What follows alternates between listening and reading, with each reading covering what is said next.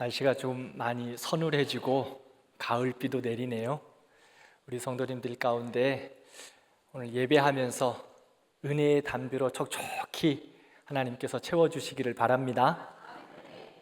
환절기인데 우리 성도님들 건강하시기를 기도합니다.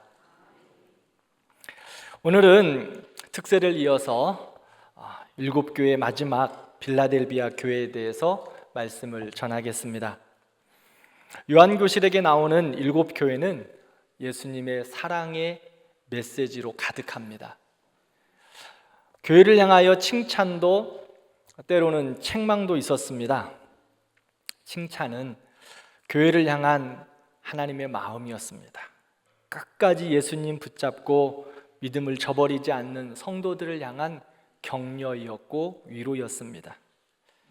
책망의 말씀은 회복을 위한 사랑의 권면이었습니다. 오늘 살펴볼 빌라델비아 교회는 일곱 교회 중 서문학 교회와 함께 칭찬만 받은 교회입니다. 오늘 말씀을 살펴보면서 우리 교회도 빌라델비아 교회와 같이, 그리고 그 성도들과 같이 주님께 칭찬받는 교회, 그리고 주님이 기뻐하시는 성도로 세워지기를 기도합니다. 예수님은 빌라델비아 교회에 편지하면서 교회에 필요한 말씀을 자기를 소개하면서 말씀을 전하고 있습니다. 7절 말씀을 보면 거룩하고 진실하사 다윗의 열쇠를 가지신 이다 라고 예수님께서 자신을 소개하고 있습니다. 첫 번째로 보면 예수님은 거룩하고 진실하신 분. 이 거룩이라는 말은 구별되다 라는 의미를 가지고 있습니다. 예수님은 죄로 물든 세상 가운데 구별되신 분입니다.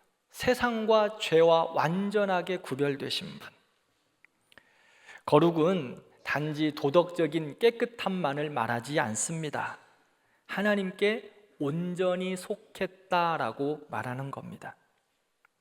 그리고 진실이란 말은 거짓이 없다, 신뢰할 수 있다, 믿을 수 있다라는 의미를 가지고 있습니다. 예수님께서 세상과 구별되셨습니다. 죄가 없으신 분입니다. 변함없이 진리이심을 보여주고 있습니다. 세상은 변하고 사람들은 시시각각 자기의 유익을 따라 흔들립니다. 그런데요, 예수님은 변하지 않습니다. 흔들리지 않습니다. 진리이십니다. 어제나 오늘이나 영원토록 동일하신 분입니다. 교회는 이렇게 거룩하고 진실하신 예수님 위에 서 있습니다. 우리의 마음은 변덕이 심해서 하나님을 향한 믿음과 사랑이 수시로 변하기도 하지요. 그러나 거룩하신 하나님, 진실하신 하나님은 우리를 향한 구원의 계획, 그리고 우리를 향한 하나님의 그 뜨거운 사랑 절대로 변하지 않습니다. 그러므로 교회는 그 거룩하고 진실하신 주님 바라보고 의지하고 따라가는 겁니다.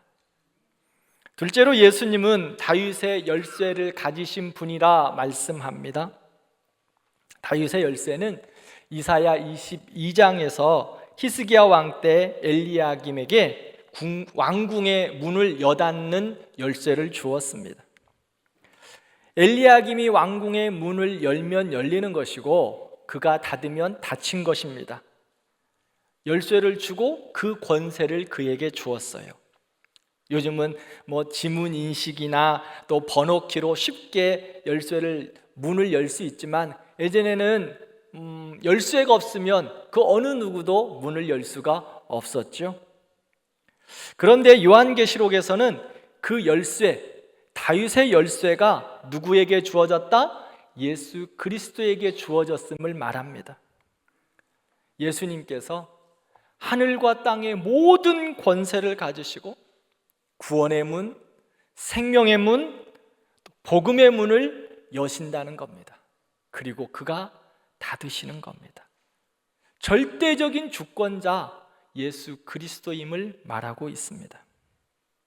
세상에는 열쇠를 많이 가진 자가 힘이 있고 능력이 있는 것처럼 보입니다. 하지만 그 어떤 세상의 열쇠도 생명의 문, 구원의 문, 하늘 문을 열 수 없습니다. 그 문은 오직 예수 그리스도만이 열 수 있습니다. 그러므로 주님이 여시면 닫을 자 없고 주님이 닫으면 열 자가 없습니다. 그래서 오늘 8절에 예수님은 말씀합니다. 볼지어다 내가 내 앞에 열린 문을 두었으니 능히 닫을 사람이 없으리라. 이 말씀은 빌라델비아 교회는 작고 연약했지만 주님께서 그들에게 생명의 문, 사명의 문, 은혜의 문을 열어주시겠다고 축복하신 겁니다. 사랑하는 성도 여러분, 우리 예수님은 다윗의 열쇠 가지신 분입니다. 그러므로 내 인생의 문, 내 가정의 문, 그리고 우리 교회의 문, 이 나라와 열방의 모든 문을 닫고 여실 수 있는 능력의 하나님이십니다. 우리는 때로 현실의 벽을 바라보며 이제는 길이 막혔다, 어떻게 하지? 라고 말할 때가 있습니다. 하지만 믿음의 사람은 이렇게 고백하는 겁니다. 이사야서 43장 19절 말씀 함께 읽겠습니다. 보라, 내가 새 일을 행하리니 이제 나타낼 것이라. 너희가 그것을 알지 못하겠느냐? 반드시. 아멘. 광야에는 길이 없습니다. 사막에는 강이 없습니다. 그런데 다윗의 열쇠를 가지신 예수 그리스도가 하나님이 새 일을 행하시면 광야에 길이 납니다. 사막에 강이 만들어지는 겁니다. 그 주님 의지하고 그 주님 바라보면 하나님께서 우리를 향하여 막힌 담을 허시고 새 길을 열어주실 줄 믿습니다. 예수님께서 빌라델비아 교회에 이렇게 자신을 계시하시고 그 다음 교회를 향하여 칭찬하셨습니다. 8절을 보면 내가 내 행위를 아노니 내가 작은 능력을 가지고도 내 말을 지키며 내 이름을 배반하지 아니했다라고 칭찬하세요. 주님이 교회를 향한 칭찬의 이유는 거대하거나 화려하지 않았습니다. 빌라델비아 교회를 향한 칭찬의 이유는 너희들의 작은 능력을 가지고 내 말을 지키고 내 이름을 배반하지 않았다라는 칭찬이었습니다. 여기서 말하는 작은 능력이란 무엇일까요? 세상적으로 연약하고 영향력이 없어 보이는 작은 모습을 말합니다. 당시 빌라델비아 교회는 그렇게 교회의 규모가 크지 않았다고 학자들이 말합니다. 재정적인 여유도 많지 않았습니다. 왜냐하면 그 당시 교회의 성도들은, 믿음을 지키고 살아가는 성도들은 모든 사회생활과 경제생활 속에서 소외되었기 때문에 재정적인 어려움이 당연했습니다. 그리고 빌라델비아 교회는 주목받는 사람들도 거의 없습니다. 외적으로 볼 때 작은 교회였습니다. 그런데 그 교회는 주님의 말씀을 지켰다 말하고 있어요. 내 말을 지켰다는 것은 단순히 말씀을 들었다는 뜻이 아닙니다. 말씀을 붙들고 살아냈다는 겁니다. 삶 속에서 말씀이 기준이 되고 말씀이 중심이 되고 말씀이 그들의 삶을 움직이는 능력이었습니다. 세상은 타협을 요구했고 그들의 상황은 핍박으로 신앙을 포기하라고 세상은 이야기하지만 빌라델비아 교회의 성도들과 교회는 하나님의 말씀을 붙들고 지키고 있었습니다. 주님 말씀하시면 내가 나아간다. 주님이 멈춰라 하시면, 주님이 말씀하시면 내가 멈춘다. 무슨 일이 있어도 말씀 끝까지 지키면서 살아가겠다. 그들은 고백하고 있습니다. 또한 내 이름을 배반하지 아니했다 말합니다. 이 말은 예수님을 부끄러워하지 않았다는 겁니다. 신앙의 고백을 숨기지 않고 자랑스럽게 나타냈습니다. 세상은 황제를 주인이다, 신이다라고 강요했습니다. 그러나 그들은 그 강요를 벗어나 오직 예수님만이 주인이십니다 라고 고백하는 거예요. 빌라델비아 교회는 사랑이라는 뜻을 가지고 있습니다. 이 빌라델비아, 이 뜻이 사랑입니다. 그런데 그 사랑의 그 지역이 어떤 곳이었냐면 늘 지진이 많이 발생한 지역이었어요. 그래서 사람들의 마음은 불안했어요. 두려움이 있었습니다. 그런데 그렇게 두려움과 불안함이 있는 그 동네에 빌라델비아 교회는 어찌 보면 더 작고 연약해 보입니다. 그런데 그 빌라델비아 교회는 흔들리지 않았습니다. 믿음을 지켰습니다. 주님을 배반하지 않았습니다. 지진으로 인해 집은 무너질 수 있지만 그들의 신앙의 집은 결코 무너지지 않았습니다.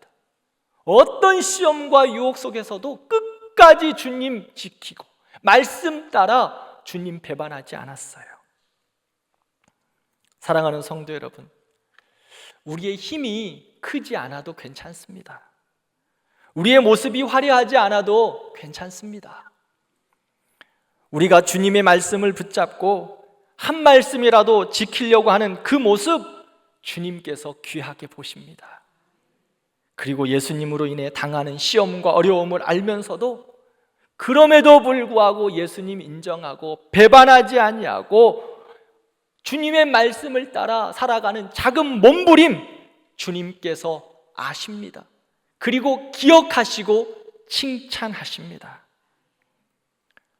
우리 교회와 성도들이 이렇게 믿음의 삶이 희귀해지는 시대 속에서 말씀을 생명처럼 지키는 거룩한 백성들 되기를 축원합니다. 예수님을 부인하지 않고 배반하지 않고 끝까지 자랑하는 거룩한 성도들 되기를 축복합니다. 이렇게 작은 능력이지만 끝까지 말씀을 지키고 주님 사랑하고 주의 이름을 고백한 빌라델비아 교회에게 주님은 약속의 말씀을 주셨습니다.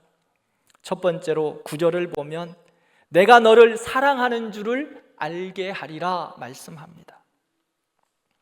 당시 빌라델비아 교회는 사람들에게 황제를 섬기지 않는다고 핍박을 받았어요. 우리가 한 주간도 살펴보았지만 소아시아의 그 7교회는 전부 다 로마 황제의 다스림 가운데 있었는데 그 당시 로마 황제는 신이라고 고백해야 했어요. 그런데 그들은 황제를 향하여 신이라 고백하지 않습니다. 그래서 핍박을 받아요. 또한 유대인들로부터는 너희는 하나님의 백성이 아니다, 영적인 조롱과 배척을 받습니다. 그들은 세상의 눌림과 멸시를 받습니다. 그러나 끝까지 주님 붙잡았어요. 경제적으로도 불이익을 당했고 사회적으로도 고립되었습니다. 그러나 그들은 믿음의 정체성을 잃지 않습니다. 하나님은 그들을 향하여 내가 너를 사랑하는 줄을 알게 하리라 칭찬하셨습니다. 위로의 차원이 아닙니다. 하나님의 사랑이 너희들을 통하여 보여지게 할 것이다 라는 그러한 말씀이에요. 약속이셨습니다. 우리가 세상 속에서 신앙을 지키며 사는 것 결코 쉽지 않습니다. 때로는 외롭고 때로는 손해보는 것 같고 때로는 내 편이 아무도 없는 것처럼 느낄 때 있습니다. 그러나 그때마다 주님은 우리에게 분명하게 말씀합니다. 사람들이 몰라줘도 세상이 알아주지 않아도 나는 너의 믿음을 보고 있다. 내가 너를 사랑한다. 그 사랑이 너희들에게서 보여질 것이다. 주님은 우리에게 약속하셨어요. 주님은 우리가 견뎌내는 시간, 또한 주님 때문에 눈물 흘리는 그 시간, 또한 주님 사랑하면서 말없이 헌신하는 그 시간 모두 알고 계시고 기억하신다고 말씀하셨습니다. 그리고 우리에게 말합니다. 내가 너를 사랑하는 줄을 알게 하리라. 사랑하는 성도 여러분, 혹시 세상 속에서 신앙 때문에 오해받고 믿음 때문에 외롭고 주님의 길을 걸으며 손해의 길에 접어든 적이 있으십니까? 주님은 말씀합니다. 내가 너를 사랑하는 줄을 알게 하리라. 우리에게 사람들의 인정도 좋습니다. 그러나 그 너머 사람들의 인정이 아니라 주님의 인정, 세상의 칭찬이 아니라 주님의 칭찬이 우리에게 가장 큰 축복과 은혜가 될 줄 믿습니다. 주님은 그것을 약속하셨어요. 우리를 사랑한다. 두 번째로는 10절을 보면 내가 너를 지켜 시험의 때를 면하게 하리라 약속하셨어요. 빌라델비아 교회는 세상의 유혹 속에서 절대 타협하지 않았어요.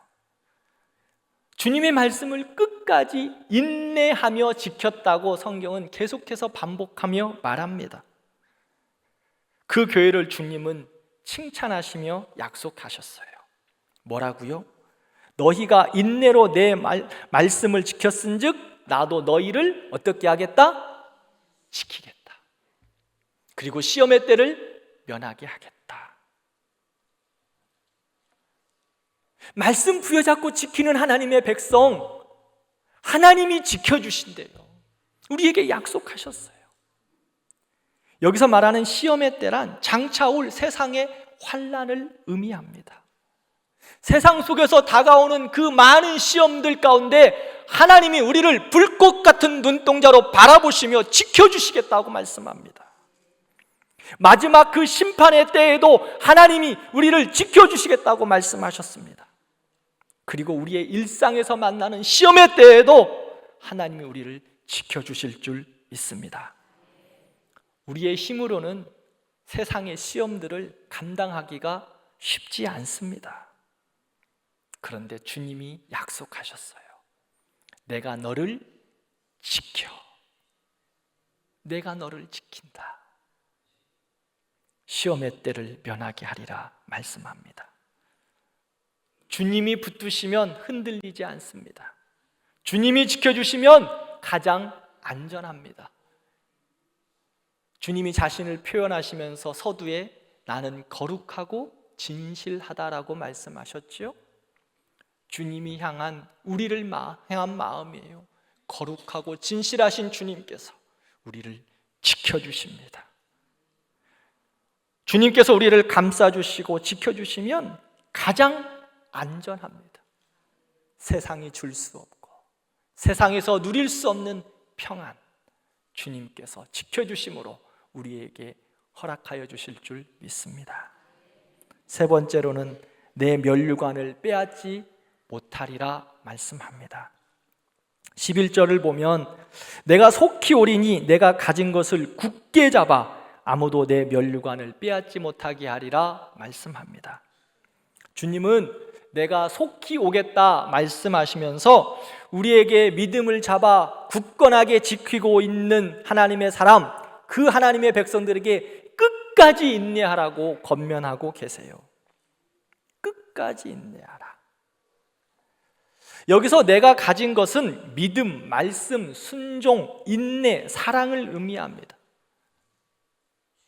빌라델비아 교회는 비록 작은 능력을 가진 교회였습니다. 그러나 그 작은 믿음을 끝까지 붙잡고 있었어요.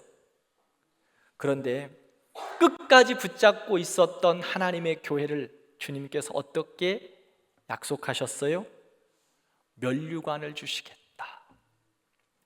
이 면류관은 단순한 장식품이 아닙니다. 승리의 상급입니다. 하나님께서 주시는 하늘의 영광의 표식입니다. 고대 경기장에서 승리한 선수들에게는 월계관을 씌워주었습니다. 그래서 그 당시 사람들은 이 면류관은 승리자들이 받는 것이다라는 것을 너무나 잘 알고 있었어요. 주님은 약속해요. 끝까지 믿음을 지키며 나아갔던 하나님의 교회와 백성들에게 면류관 주겠다. 주님께서 상급으로 은혜의 면류관, 생명의 면류관 주시겠다고 말합니다. 우리의 신앙은 단거리 경주가 아닙니다. 한순간의 열정으로 끝나는 것이 아닙니다. 끝까지 달려가야 합니다. 그래서 사도 바울은 디모데후서에서 이렇게 말합니다. 우리 같이 읽을까요? 나는 선한 싸움을 싸우고 나의 달려갈 길을 마치고 믿음을 지켰으니 이제후로는 나를 위하여 의의 면류관이 예비되었으므로 아멘. 선한 싸움을 싸우는데 끝까지 지키는 거예요. 끝까지 믿음 지키는 것이 진짜 승리입니다. 주님은 끝까지 믿음을 붙잡은 자들에게 누구도 빼앗을 수 없는 의의 면류관 주시겠다 약속합니다. 사랑하는 성도 여러분, 우리의 믿음을 흔드는 세상의 손길들이 너무 많습니다.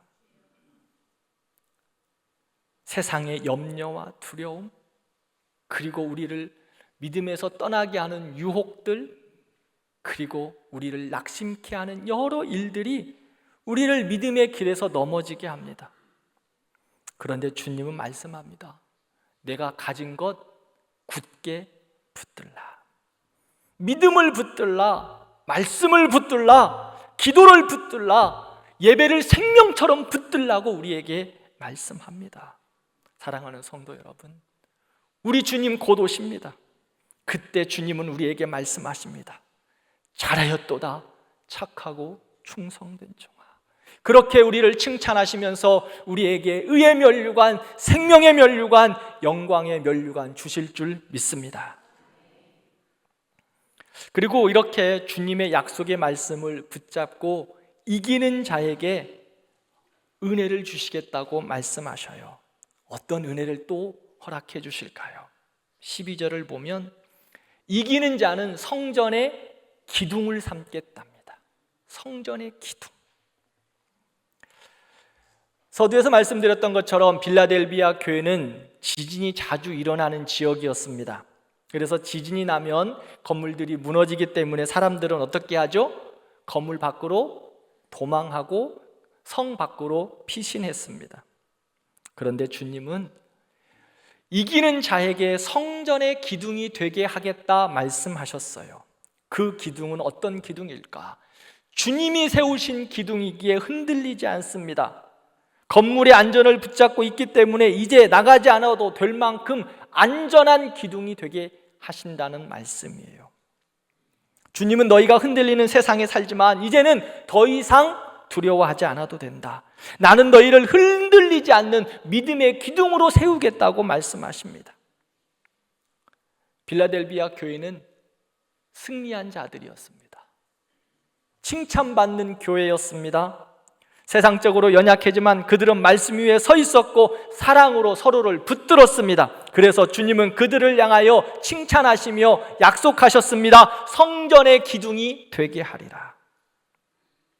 이 말씀은 흔들리지 않는 신앙인을 넘어서 영원히 하나님의 임재 가운데 거하는 안전한 사람을 말하고 있어요. 하나님 안에 거하는 평안, 하나님 안에 거하는 안전, 하나님 안에 거하는 위로를 하나님 안에 위하는, 하나님 안에 거하는 소망을 말씀합니다. 사랑하는 성도 여러분, 오늘날 우리는 흔들리는 세상 속에 살아갑니다. 그러나 우리는 주 안에 있기 때문에 승리했습니다. 그러므로 세상 속에서 흔들리지 않는 믿음의 기둥으로 우리를 세우겠다고 약속하셨고 그 기둥 되게 하셨습니다. 믿음의 기둥, 신앙의 기둥을 세우겠다고 하셨어요. 그 기둥이 세워진 가정, 그 기둥으로 세워진 교회, 그 기둥으로 세워진 나라 흔들리지 않습니다. 우리가 주 안에 있기에 그렇게 안전한 기둥이 될 줄 믿습니다. 더 나아가 사랑하는 성도 여러분, 주님께서 우리를 안전한 기둥으로, 신앙의 기둥으로, 믿음의 기둥으로 축복해 주셨으니 우리가 거하는 곳이 안전한 곳이 될 줄 믿습니다. 여러분들이 서 있는 곳이, 여러분들이 계신 그 가정이 안전한 곳이 될 줄 믿습니다. 그러기에 우리를 통하여 복을 받는 겁니다. 가정도 복을 받고 교회도 받고 복을 받고 이 나라와 민족도 복을 받기를 원합니다. 두 번째로는 새로운 이름을 주시겠다고 말합니다. 12절을 보면 내가 하나님의 이름과 하나님의 성, 곧 하늘에서 내 하나님께로부터 내려오는 새 예루살렘의 이름과 나의 새 이름을 그 위에 기록하리라 말씀합니다. 이기는 자에게 주시는 하나님의 새로운 이름을 한 가지만 말씀하지 않고 오늘 세 가지를 말씀해 주고 있습니다. 우리의 이름을 완전히 새로운 이름으로 바꿔주심을 말합니다. 이름이 바꾼다는 것은 무엇일까요? 새로운 신분과 새로운 삶과 새로운 정체성으로 살아가는 것을 말합니다. 어떤 이름으로 바꿔주셨습니까?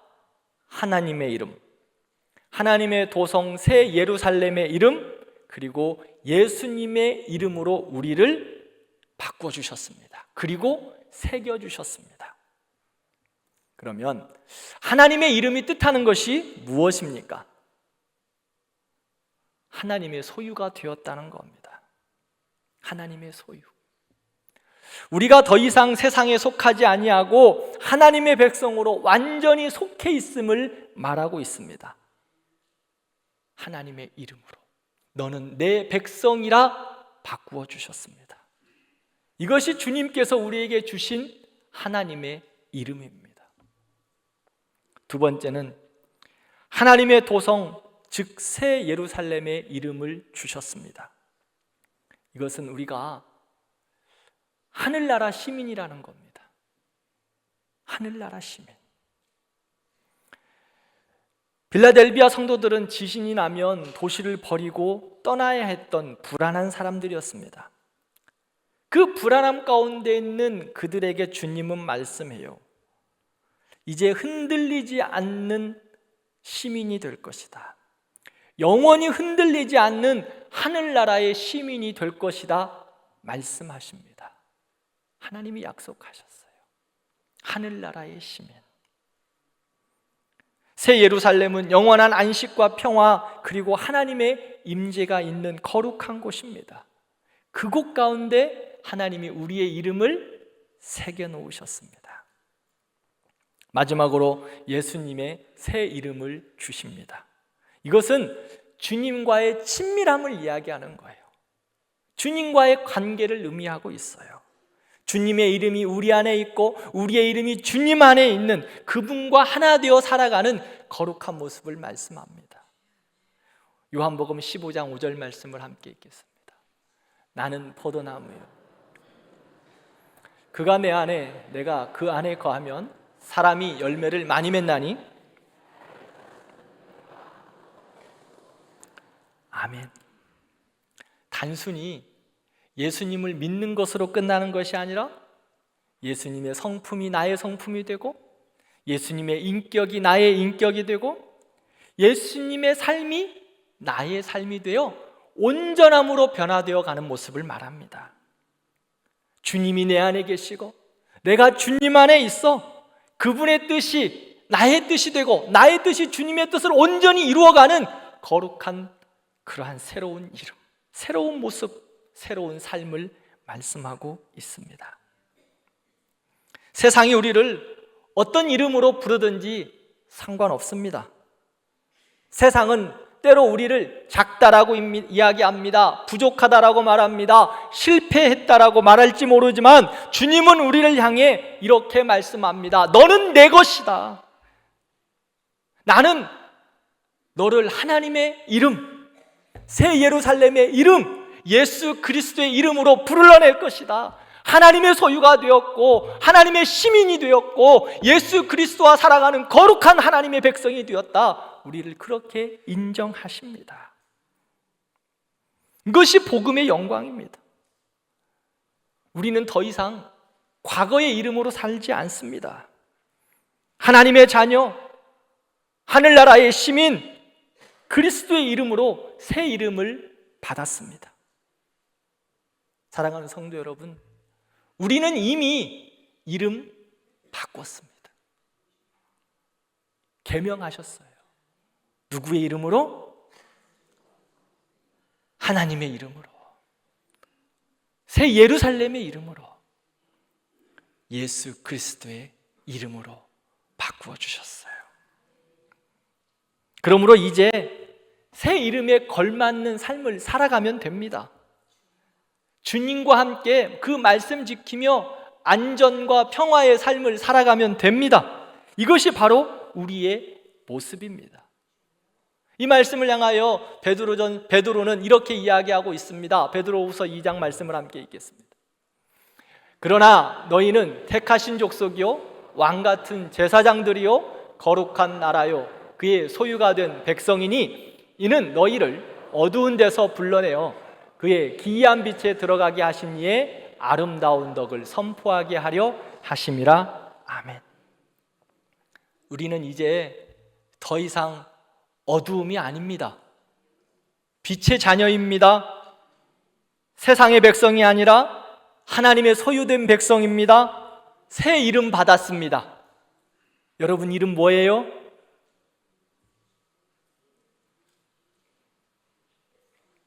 이한길 맞죠? 저희 아버지가 지어주신 이름. 그러나 그 이름 너머에 하나님이 지어주신 이름, 영광스러운 주의 이름이 있어요. 하나님의 자녀, 하늘나라의 백성, 예수 그리스도의 같은 삶, 우리에게 주신 거룩한 이름입니다. 사랑하는 성도 여러분, 이제 그러면 우리는 그 이름 새롭게 부여받았는데 어떻게 살아가야 될까요? 우리 새로운 이름 받은 하나님의 백성들은 이름값 하며 살아야 됩니다. 그리고 이름 자랑하면서 살아가는 겁니다. 부끄러워할 것도 없어요. 얼마나 영광스러운 이름 받았어요. 자랑하시고 증거하시고 이름값 하며 살아가는 우리가 되기를 바랍니다. 사랑하는 성도 여러분, 우리는 주님의 이름을 지니고 산다는 것, 그것은 무엇일까요? 복음의 증인으로 살아가는 거예요. 우리 안에서 예수 그리스도가 드러나는 삶을 사는 겁니다. 하나님의 영광이 우리 안에 나타나는 겁니다. 우리가 선 곳이 그리스도의 은혜가 충만한 겁니다. 그래서 여러분들이 있는 곳이 천국이 되는 거예요. 여러분들의 그 만남 가운데 여러분들이 계심으로 그곳이 천국으로 바뀌길 바랍니다. 여러분의 가정에 여러분들이 계심으로 천국으로 여러분들의 가정이 변하는 거예요. 아멘. 우리의 교회가 여러분들이 계시기에 천국으로 살아가는 겁니다. 이게 이름값 하는 거예요. 이름값. 내 권위와 내 자랑과 내 모습 드러내는 것이 아니라 나 때문에 하나님의 이름이 영광이 되어지고, 나 때문에 세상이 복을 받고, 나 때문에 가정이 복을 받고, 나 때문에 교회가 복을 받는 거예요. 왜? 나는 하나님의 이름으로 새롭게 바뀐 사람이기 때문에. 우리는 다음 주에 새 생명 축제합니다. 특별한 날을 정하고 더욱 기도하고 마음을 모으고 있습니다. 언제나 전도해야 됩니다. 그렇죠? 하기 싫으세요? 언제나 전도해야 돼요. 하나님의 이름이 나의 이름이기 때문에 언제나 드러나야 되잖아요. 예수 그리스도의 이름이 나의 이름이기 때문에 언제나 드러나는 거예요. 그것이 전도예요. 그런데 우리는 이제 그 삶 가운데 특별한 날을 정하고 더 열심을 좀 내려 합니다. 사랑하는 성도 여러분, 이번 한 주간 이름값 좀 더욱더 열심히 하시기 바랍니다. 이름값 좀 한 주간 더 열심히 해보자고요. 말씀을 맺겠습니다. 필라델비아 교회, 작은 교회였습니다. 세상적으로 아무 영향력도 없고 권세도 없는 것처럼 보입니다. 우리의 모습 같습니다. 그런데 주님께서는 그 작은 능력을 지키고 그 작은 능력으로도 말씀을 지키고 주님을 배반하지 않는 필라델비아 교회를 향하여 축복하셨습니다. 칭찬하셨습니다. 약속해 주셨습니다. 필라델비아 교회야, 작아도 괜찮아. 힘이 없어도 괜찮아. 중요한 것은 주님 끝까지 붙잡는 거야. 끝까지 말씀 지키며 주님 사랑하는 거야.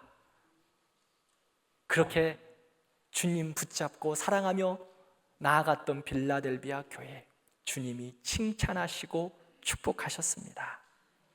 사랑하는 성도 여러분, 우리 교회와 우리 성도들이 이런 은혜와 축복이 있고 칭찬을 받는 하나님의 교회, 하나님의 성도들 되기를 축복합니다.